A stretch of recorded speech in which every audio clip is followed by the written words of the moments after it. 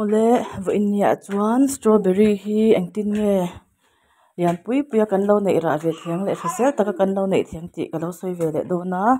strawberry hi thei tui tak le hrisel tak ani a ma ni hian a lo thar thei tu mai ti kan hria a chuwang chuanin strawberry ngai sang tam tak kan om ka ringa a chuwang chuanin ka channel a dah tur ang hianin ka lo buat sai ve le a khongai takin ka channel te min lo en sak le a min lo like sak le turin clear tu te ka som le bok chewa strawberry ngor kan lo thlur bring a tuna chuan hei in kan hmu ang hian an ra hi alian thahlom em mai ani chuan kan lo thlir zelanga a tuna chuan hei ate turin ka kal dona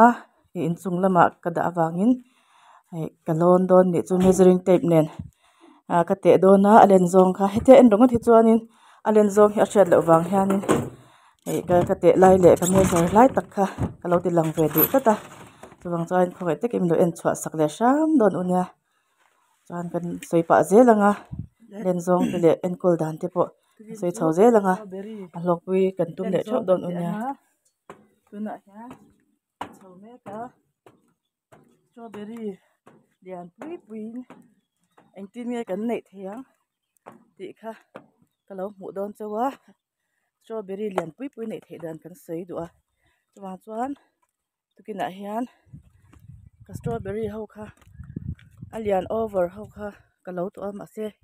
tunah han lian pui pui an lo awm a ka measure dawn ani to a ma sengin la lian deuh deuh hi an awm tho a hetia en rongot hi chuan a chian lo wang hian a len zong kha kan measure dawn ani in lo en anga ka measure lai kha tunah hian ka lo te dawn ani chumo em so hei a mek ani a hei wan te na mo hei inchi lampang hei centimeter lampang ania hei hetia en rongot hi chuan a len dan hi hriat lo wang khanin hei ti hianin hei inchi hnih a sang chuan a thau zawng hi inchi li ni hi hei maw hmu thei em inchi li a thau ni hu maw hei a lian ve em ani an mah ni tawkah chuan chu entinge strawberry lian pui pui hi kan nei thiang ti kha ka lo soi du wang khan a len zawng kha ka rawn te a in hmuh ngei tan ka duh ni chu maw chuan hetah hian ai lian a lo awm ani chu maw tuna ka ti ai lian kha a lo awm a kan te le ang hmu em hmu thei em aw khan chiang ka hria hei maw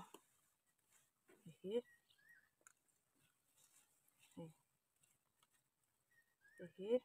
a san zawng hi inchi hnih leh a chan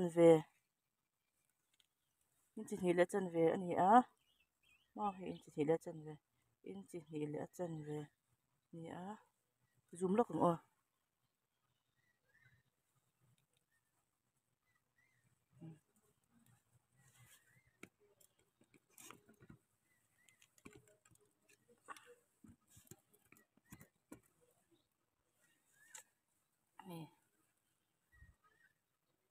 inchi hnih leh a chan ve ani a chuan a thau zawng hi kan te le ang hei inchi li leh a chan ve ani leh ta ni a lian tha ve tawk em ani chu maw chuwang chuan entinge strawberry hi lian pui pui a ka lo nei thiang a lian chi ani awang hianin a te pawn a thar theih tho ni chu ke pawn ka thar tho a te chi khan masingin a lian hi enge a chan maw lei tha chu thu hran ni ta chuan helai han pakhat lian vak lo hi a awm le a pawh hi ka lo te leh hrim hrim anga maw hi inchi thum leh a chan ve nia inchi li tling tep a chuan a san zawngah hian inchi hnih ani hi chu ni ta ni strawberry hi thei hrisel leh naupang lawm ania hei he tu te pawh hi lian pui pui lo ma hi chu ka te to lo me nga hi chu a hlai la min chiang lo a hlai ni hi a hlai zon kan te shim shim a hlai zong ro po hi te in chi hi te kwal la pun te kwal phe chon in chi li le chen ve te kwal phe chon ni ta ni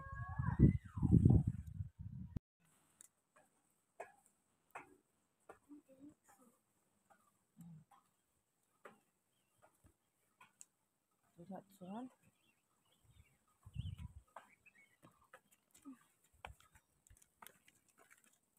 a then fai dan kha a ra lian tur chuan a hna kau rau kha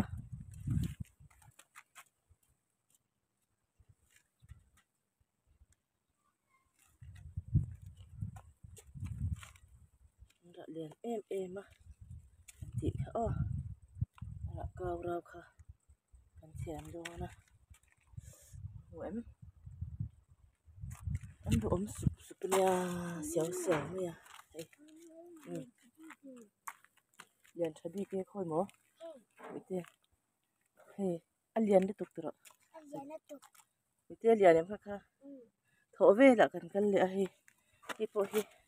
lo lian khop maya hi ikutum khlo da te boite ta han ikutum ten khum te ikutum kho ten hum te ten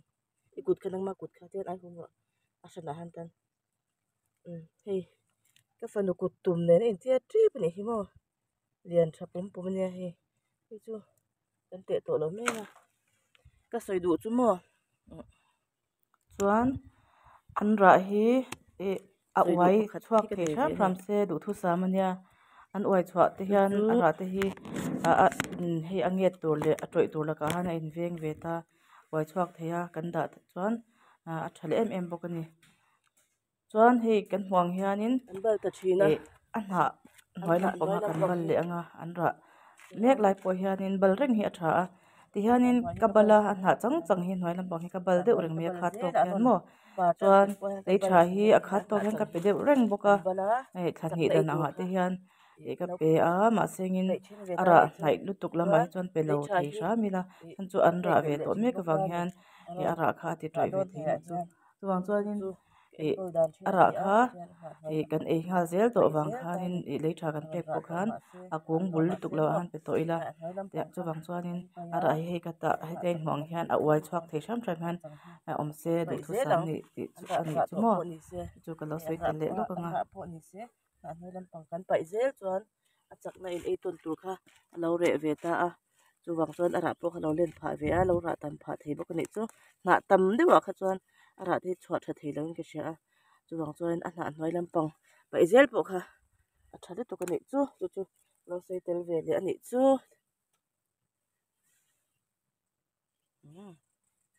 okay tuna chuan ka fanu in min tha ti ti lo lawang adu du lo lawanga ka fanu te khan ei don ni ya lian box si ya chuan kha lai mi kha lo le te don ni chuan helai mi lo don nem bite hi min thai tem lo le bukanga hi nga hi pai le ding lo in hiang helai mi po hi bite min tha khop me min tha to helai mi hi an le hi po min tha ni kha ka dot kina hi chu lo in pho le phot ros hi po la min tha lo de mem la min tha lo de le lam hi mo in voina ni em le phot se mo phoi mo lo in chin i lo ho kha lo tamasin hu lian lom box se ala ngem ale ko le kan du to kan lawa ikhan strawberry chu phun thar zel le lei tha pek uluk kha an nga ya a hna kau chang kha in lo bal ve zel bokanga chuan au pa deuh khan lo zuah lo ula keima ang khan ke chu ka zuah upa lu tuka an parten an ra ten si kho a lo phun thar ve zel na fura hianin poiten lo char la lo le chu fura hianin an zam chuak thina kha kan phun son mai dan chu ni chu mo phun thar kan ti khan azam chuak kan phun thar mai thina ni chu zawai in bye bye le vek ule Ku lian lu tu kamo lian pum lom khop mai pum ma tu na an lo ei to ang ka fa te hawin mo ale ka chu jenas out per chu sakro ani chu ei tam to phal lo ve khita lian pui lom kha bete sem ku tum te khe ei don na Ano lian thau he lian thau am te ei ve dem to ka du ko la to Hey, dina sa tabe to. Hey, jing to